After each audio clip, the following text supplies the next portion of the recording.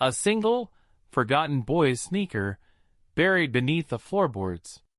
In the quiet suburban streets of Norwood Park Township, Illinois, life unfolded with ordinary rhythms. The smell of freshly cut grass and blooming lilacs filled the air, as families gathered for block parties, and children played in the streets. John Wayne Gacy, a local contractor and amateur clown, was a familiar face in the neighborhood, often performing at children's parties and charity events. He was married with 2 children, and his wife, Carol, worked as a secretary. Their home, a modest ranch-style house on Summerdale Avenue, seemed like the epitome of suburban normalcy. The Gacys were members of the local Methodist Church, and John was involved in various community organizations, including the JCs. He was known for his charisma and his ability to make people laugh. But beneath the surface of this idyllic community, a sense of unease began to simmer. Young men and boys, often from troubled homes or with histories of runaways, started to disappear. They were the sons of single mothers, the brothers of younger siblings, and the friends of classmates. Their names were Robert Piest, Gregory Godzik, and John Scyc, among others. Each had their own story, their own struggles, and their own dreams.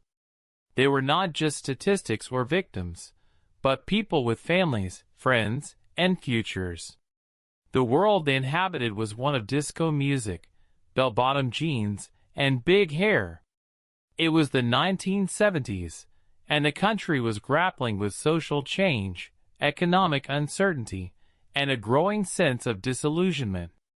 In this world, the disappearance of these young men and boys barely registered a blip on the radar.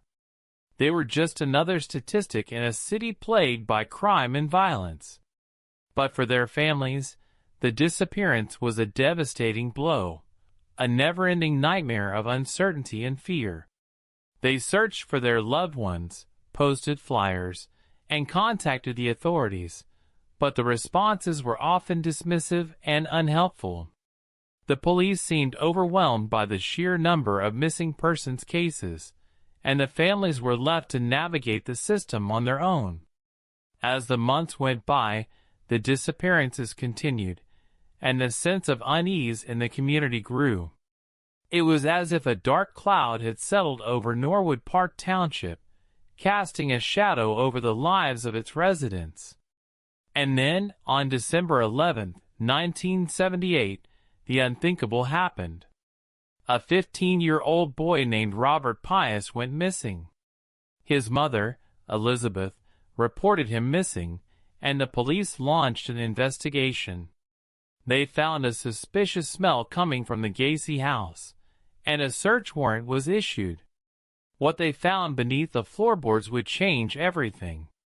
The smell of rotting flesh, the sight of human remains, and the discovery of a hidden crawl space would uncover a horror beyond imagination.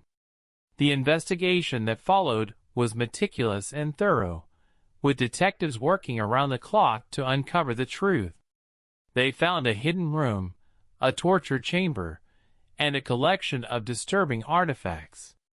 The evidence was shocking, and it pointed to one person, John Wayne Gacy. As the news of the discovery spread, the community was shocked and outraged. How could this have happened in their neighborhood, under their noses? The police had missed opportunities to catch Gacy earlier, and the investigation had been slow to develop. But now, with the evidence mounting, it was clear that they had a serial killer in their midst. The trial that followed was a dramatic and intense proceeding, with prosecutors presenting a wealth of evidence against Gacy. The defense argued that Gacy was insane, but the jury was unconvinced. On March 13, 1980, Gacy was found guilty of the murders of 33 young men and boys. He was sentenced to death, and his execution was carried out on May 10, 1994.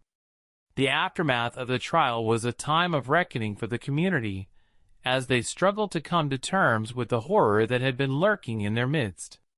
The families of the victims finally had some measure of justice, but the wounds would never fully heal.